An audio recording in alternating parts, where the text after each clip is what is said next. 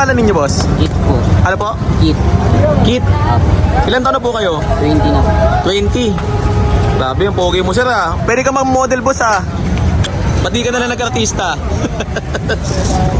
Ito si Sir Kit, 20 years old. Ayan. Nag-aaral ka pa, sir? Katatapos lang po ng senior. Senior high. Kaka-college pa lang. Magka-college pa lang. Ikaw, ma'am, ano po pangalan niyo? Sam po. Sam, ilan taon na po kayo? 18 po. Gano'n na po kayo katagal, Sir Kit, nagtitinda dito? 1 year pa lang po sa price. 1 year pa lang. Pero 3 years na po kami nagtitinda. So guys, andito tayo ngayon sa may Padre Rada Street. Ayan, yung kahabaan na yan. Ito yung Piltras Bank, Padre Rada Street. Itong kahabaan na to. Dito lang to guys sa may Tondo, Divisoria Mall. So ito yung nagtrending kila Lane Bernardo at Kaputrip na dalawang mag-girlfriend at boyfriend na mga bata pa pero mga naghahanap buhay at nagninegosyo na. Ayan. So ito nga pala yung mga tinitinda nila. Meron silang ampalaya, ginataang sitaw, pritong talong, toyo, gulay na okra. Meron silang topo na may tausi, tsaka itong dilis na ginisa sa kamatis. Ayan. Meron silang salsyadong itlog, binagoongan na gulay, at yung masarap na partner nila doon sa mga ulam, itong fried rice. Tapos yan, pag may kanin, magkano po yan? 50 po. 50 pag may kanin. 1 year pa lang po. So, isang ulam, tapos may kanin, 50 pesos. So, Sir Kit, yung mga range ng ulam ninyo? 35 po. 35, 50, gano'n. Ayan. 50 na po, pinakamataas. pinakamataas. So, meron sila ditong 35 pesos na ulam hanggang 50 pesos. So, 50 pesos na yung pinakamataas. Ayan. So, sa mga gustong kumain dito, sir, saan ito matatagpuan? Dito lang po sa Ilaya, Albuquerque Street po. Corner, Padre Rada. Ayan. Si Sir Kit, ayan. Guwapong bata, no? Pwede mag-artista, pwede mag-model. Siyempre, yung kanyang kaparehas na si Ma'am Sam. At siyempre, hindi magpapahuli tong pansit kanto ni Sir Kit.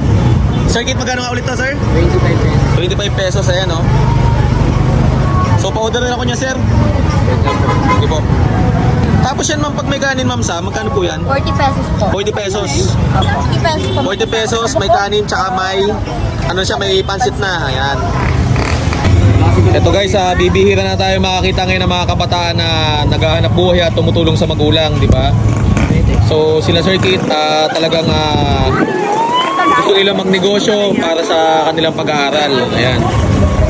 Ito ang gayahin natin guys. Isang 20 years old at isang 18 years old na talaga naman na napakasipag at gusto talaga kumita para sa kanilang pag-aaral. Hindi lang puro papogi, no, sir. Kailangan may galaw din, may hanap buhay din, no, sir. Kailangan may discount. Ayan. Yan ang sabi ng Sir Kit. Hindi lang pogi, dapat may diskarte. Sir Kit, pa-order naman ako niyan, Sir Kit. Isa nito po. Tapos sa punong may kanin na sitaw na ginataan. Sir, anong balak mong Anong pong balak mong kunin ngayong college? Criminology po. Mag-criminology ka? Pangarap mo rin talaga magpulis? Ayan. Gusto rin pala magpulis ni Sir Kit. Sir, mag-artista ka na lang kaysa magpulis ka. Mas bagay sa'yo yun. Depende po. Depende. Ito. 25 pesos lang guys, oh. Tanong ko lang, Sir Kit. May tinda rin po ba kayo pagkakaumaga? Opo, alas 4 po ng umaga hanggang alas 8 ng umaga. Ano po yung mga tinda nyo pag umaga? Pansit lang po. Pansit lang po. Canton. Opo. Beyond Canton. Pero maramihan naman yun. Opo. Tapos alas 4 hanggang anong oras po? Hanggang alas 8 po ng umaga. Hanggang alas 8. Grabe, double trabaho, no? Tapos nagtitinda ka pa ng Hapon nito. hapon, ng alas 5 ng hapon hanggang Alas 10 ng alas 10. Grabe, kapakasipag na Sir Kit. So guys, dito tayo ngayon sa may Padre Rada Street. Dito lang to guys sa may Divisoria, Tondo, Manila. At ang dinayo nga natin, itong kainan ni Sir Kit na nagtrending kay Kaputrit, kay Lane Bernardo. So, eto na guys yung in-order natin, yung 25 pesos na pansit canton nila.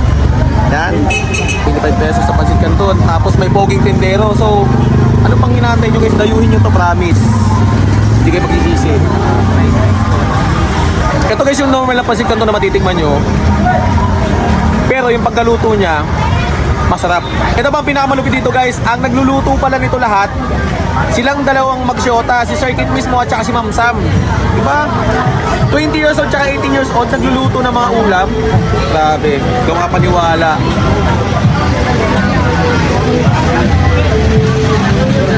So guys, sa mga gustong tumayo, dito lang to sa may Padre Rada. Tapat lang siya guys ng Piltras Bank. Ito lang yung tindahan at kainan ni Sir Kit. Ayan. Sir Kit. Tandaan nyo guys, si Sir Kit tsaka si Ma'am Sam ang nagluluto dito. Silang dalawang bata. Diba? Mga bata, kabataan na nagluluto ng ulam at naghahanap buhay. Yan ang gayahin nyo. Huwag kayong puro kapogit, puro paganda.